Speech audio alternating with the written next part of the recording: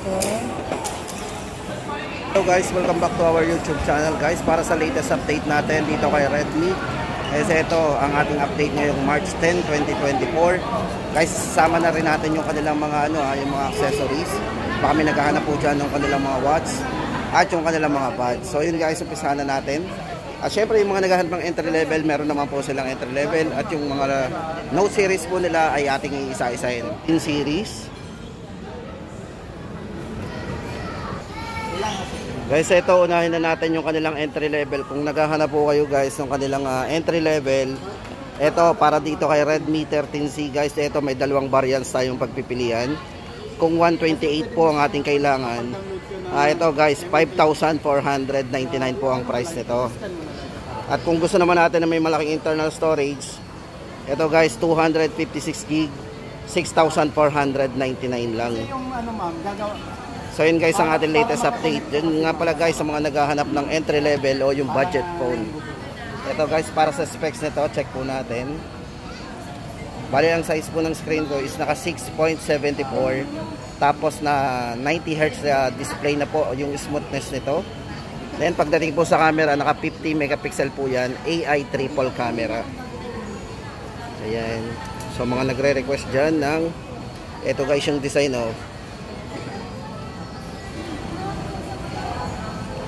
for security, naka side mounted fingerprint na po to.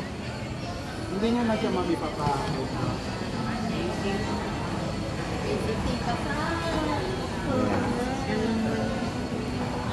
Di ba mayroon naman dyan manual? 50 megapixel pagdating sa camera. Ayan. At syempre guys, ito expandable pa to up to 1TB. Kung gusto natin ng extra memory, pwede palagyan to.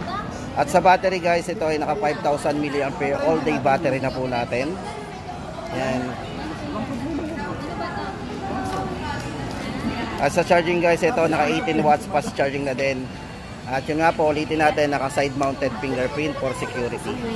Guys, ulitin natin, price nito. Yan, 5,499 128GB at 256GB naman kapag 6,499 naman po kapag 256GB yan. Tapos guys, ito sa mga baka naghahanap po kayo ng kanilang yung pit po nila. Mabait naman si Madam, binibilang. Ito guys, yung kanilang Band 8, 1,999 po yung pinaka-latest price update nito. So kung naghahanap po tayo ng budget na yan, sport watch, yan, ito yan, Band 8. 1,999. Tapos ito guys, ito naman yung update natin doon sa kanilang Redmi Watch 4. So ito guys, price nito is 4,899. Bali ang size ng screen guys, ito is naka 1.97 ultra large. So AMOLED display po yan. So napaka vivid ng display nito. Then meron siyang 20 days na battery life. So ganun katagal po yung battery nito. Then versatile analysis, meron siyang heart rate at SpO2 guys. At marami pang iba. Check po natin. Ayan, ayan po yung mga pwede nating ma-experience dito. Ayan yan. Ito yung sinasabi ko sa'yo. Cycle, stress, and vitality. Ayan. So yung mga pwede nating Itong watch nga pala, yung interface, check natin kung pwedeng palitan. Pwede bang palitan yung interface? Yung style. Ito man pag-isahin ko na lang ng keyboard ko isa. Ito, so yun, hindi natin na full long press, pwede ba? Hindi pwede. Binigay ko na yan, mababawi.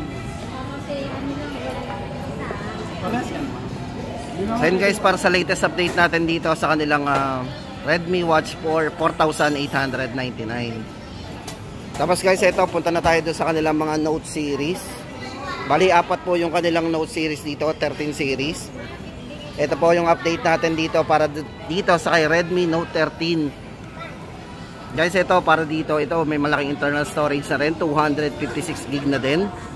Then maganda po dito, naka 108 megapixel na po para sa kanyang triple camera.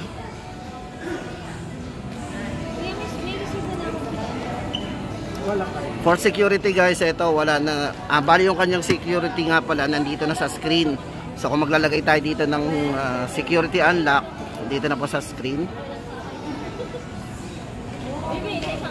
Yan, bali guys, ito naka 120 Hz po yung kanyang smoothness pagdating sa kanyang screen. At syempre guys, equip ito ng IP54 and Corning Gorilla Glass 3. So matibay yung glass nito. IP54 naman para po sa kanyang dust and water resistant. So bali guys, naka 33 watts fast charging na din to. At ang maganda po dito, kung mahilig kayo sa music guys, ito ay naka dual speaker.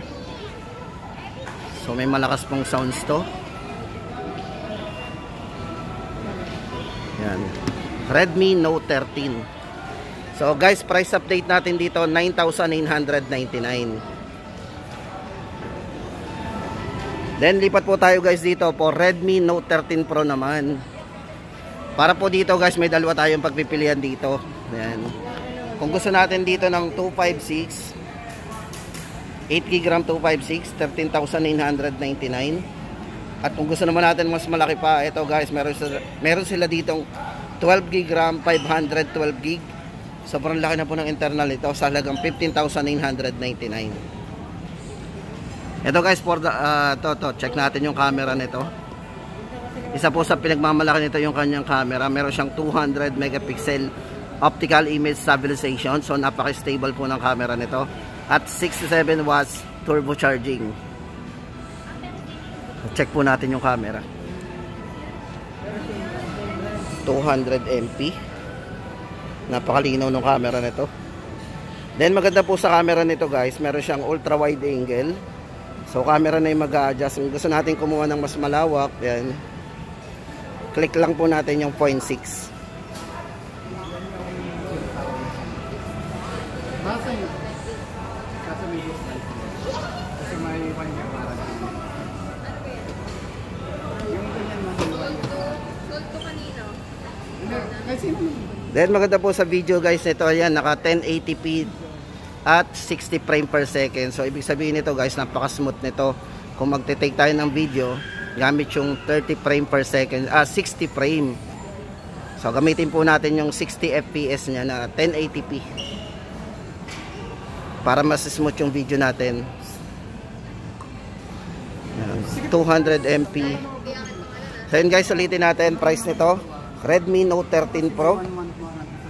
Gusto natin ng 256, 13,999 at 512 naman 15,999. Ito guys, para sa chipset, kung gamer ka, tama-tama sa inyo to kasi naka MediaTek Helio G99 to. So usually ito yung ginagamit natin pagdating sa mga gaming chipset. Yan, 67 watts turbo charging with 5,000 mAh battery, immersive viewing with ultra thin bezel. Guys, ito kung mapapansin nyo yung bezel nito, napakanipis. So yan, sobrang nipis ng bezel po nyan.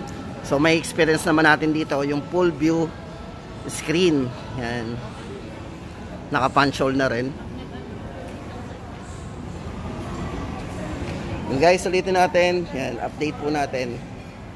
Tapos guys, di pa tayo. Ito naman for Redmi Note 13 Pro 5G. Guys, ito naman, usapang 5G naman tayo. Para po sa 5G ni Redmi Note 13 Pro 5G, may dalawa po tayong pagpipilian dito. 256 po, 16,999. At 12GB RAM, 512GB, 18,999. Guys, syempre, pag sinabi natin 5G, pag nakakonect po tayo sa 5G, mas mabilis po dito yung ating connectivity pagdating sa downloading and uploading. So, yun po yung benefits pag naka 5G kung may masasagop tayong network na 5G. At syempre guys, ito naka 120 Hz na rin po to. Yan. Bali naka crystal resolution AMOLED display. Size ng screen po nga pala nito guys, pare-parehas lang ang size nito. Naka 6.67. Then maganda po dito, meron siyang 1.5K resolution. At equip na rin po ito ng IP54 and Corning Gorilla Glass Big Tooth para po sa kanyang glass protection. Yan, medyo mataas po ang battery nito guys kasi naka 5,100 mAh battery. At para po sa chipset, ito yan sa mga naghahanap nga pala ng version ng Snapdragon. Ito po naka Snapdragon 7S Generation 2 na po yan. At for security unlock guys, ito sa screen na po tayo maglalagay, magre-register ng unlock nito.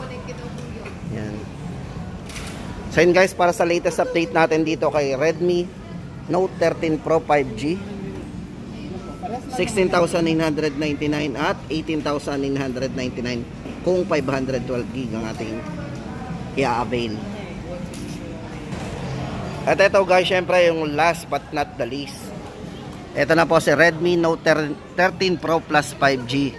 Sa lahat po ng mga model po ng Note 13 Pro, ito guys, ito yung naka quad curve. So bali ito naka curve ang kanyang display. So ito guys, bali naka 200 megapixel na rin to, optical image stabilization, triple camera system. So meron siyang massive sensor with lossless zoom. 120Hz crystal resolution na rin po to with AMOLED display. So napakabibid na rin po ng display nito. 6.67 curved display with 1.5K resolution din. So maganda dito guys, mas mataas yung rating po nito pagdating sa dust and water resistant, kasi ito ay naka IP68 na. So ibig sabihin naka 1.5 meter. Pwede po siyang ma-drop accidentally sa tubig. Yun. So yun nga lang guys, iwasan din natin kasi ito ay syempre for protection lang yan.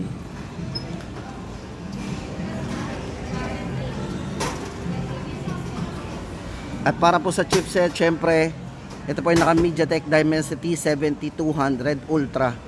At may mataas pong charging capability kasi ito ay naka 120 watts hypercharge with 5000 mAh battery.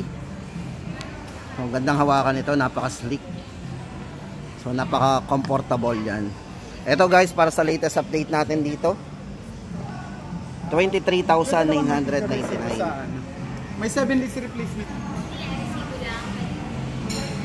At yan guys, ang ating latest update ngayon dito kay Redmi Note 13 series ngayong March 10, 2023. Ay sorry, ngayong March 10, 2024. Yan guys, sa mga nagre-request, eto guys, silipin ulit natin, baka naghahanap kayo ng kanilang watch and mga buds.